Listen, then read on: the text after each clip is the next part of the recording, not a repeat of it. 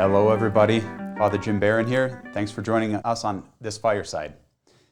This last month, right at the beginning of Lent rather, Bishop Sheridan sent out a letter to the whole diocese, to all the Catholics in the diocese, making a very heartfelt appeal for a return to Mass. Although it doesn't carry with it the weight of the Sunday obligation, he's trying to accommodate or recognize people's ongoing sensitivities and at the same time pastorally encourage everyone, unless there's a grave fear or a personal comorbidity or a risk of illness, to really strongly encourage people to come back to Mass, come back to the Eucharist. Although we have these live streaming Masses, which are very helpful, they don't replace Mass. There's something radically different about being in person, being present to the sacrifice of the Mass. And so I'd like to extend that invitation from the Bishop to all of our parishioners who are getting this to please do consider coming back to Mass. I understand that some are especially sensitive with the mask situation. I have relaxed the mask requirement, just a strong recommendation instead of a requirement that people wear masks as they come to worship at Holy Apostles. And this isn't something that's flouting any legalities. It's actually, there was a federal court injunction against requiring church worshipers to wear masks at church worship. And so this isn't a legality issue. This is something that I've decided as a pastor, looking at the spiritual and emotional and psychological fallout of this whole situation. And so it was my prudential decision that I made. And I know that some folks are uncomfortable with that, and some have decided to attend church elsewhere in the time being. And I know that some are very happy with that decision. But regardless, it is an important thing that we do come to Mass and do receive the Eucharist after having been away for so long that I know so many people are in that situation. So this is the first thing I want to say is an encouragement to those who have been away from Mass up until this point. Please do strongly consider coming back. There is an exception, of course, if you have grave fear. Sometimes we need to really examine our fears. Why am I afraid? Is it a rational fear? Is it an irrational fear? And if it's an irrational fear because I don't have any necessary underlying illnesses, or I'm not necessarily at greater risk to be becoming sick or exposed, then really I encourage you to challenge yourself and perhaps take a baby step. Come to one of our weekday evening Masses where you can have plenty of room to spread out and be by yourself. But again, it's time. It's time to start coming back to church. We are in the season of Lent, the very holy, great season of Lent. And with Lent, it's a wonderful time for spiritual renewal. That's a unique focus that the Church has during this time, that we might take advantage of these prolonged weeks of prayer, fasting, and almsgiving, specifically with that purpose in mind, so that once we get to the end of Lent, we are able to celebrate the Paschal mysteries with a great spiritual renewal and a certain fervor and intentionality. I like to say Lent is a time of getting back to the basics and eliminating God's competition in our lives. And that's why we take on different ascetical practices, different penitential practices, to recognize the things that we might be just a little too attached to, the things that might drown out the voice of God in our lives, and we zero in and try to really reduce them, if not eliminate them altogether.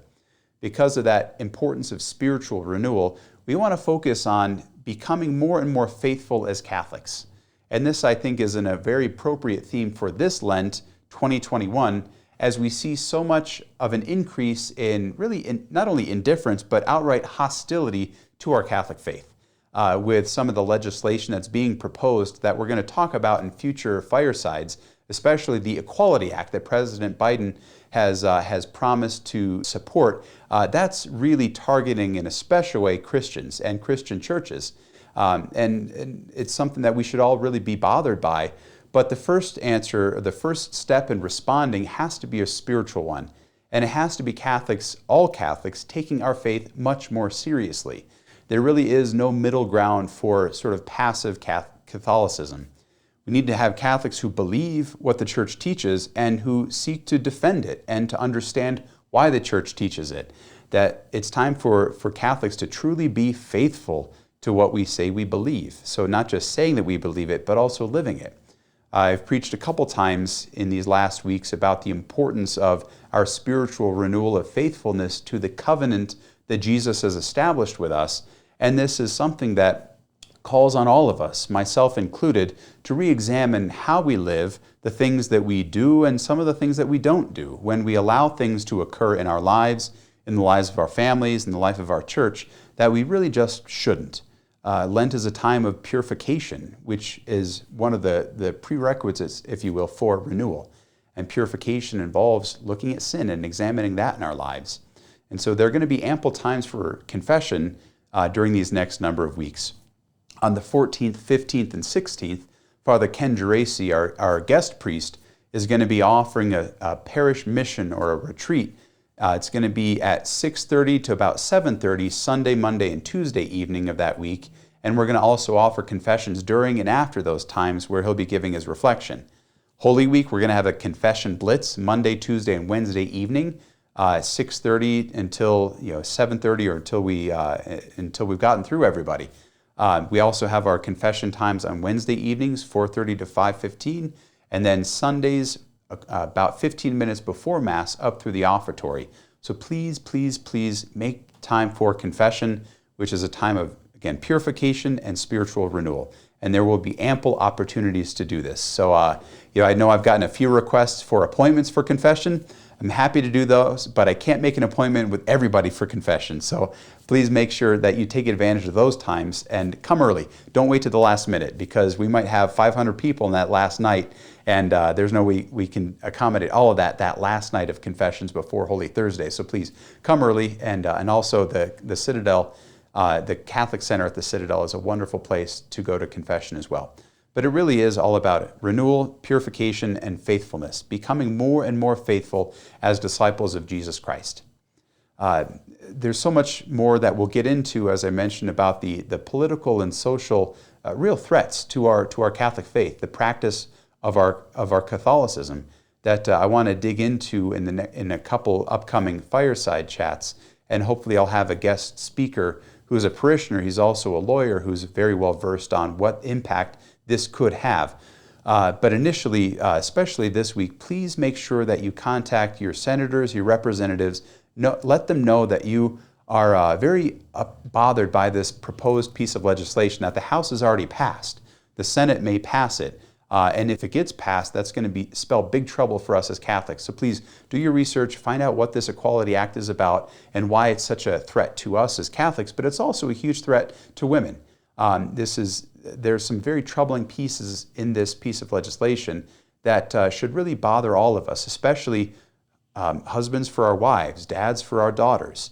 But all women everywhere really are going to be affected by this in our country if this comes to pass. So do your due diligence, research, find out what this is.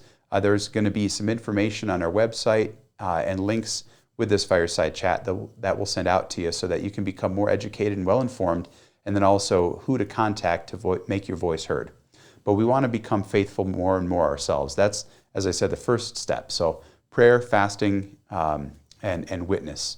Practically speaking, we've got a few parish projects that are moving along very nicely. It's still a big mess in front of the church, but that big mess is starting to look more and more like the plaza that it's meant to be.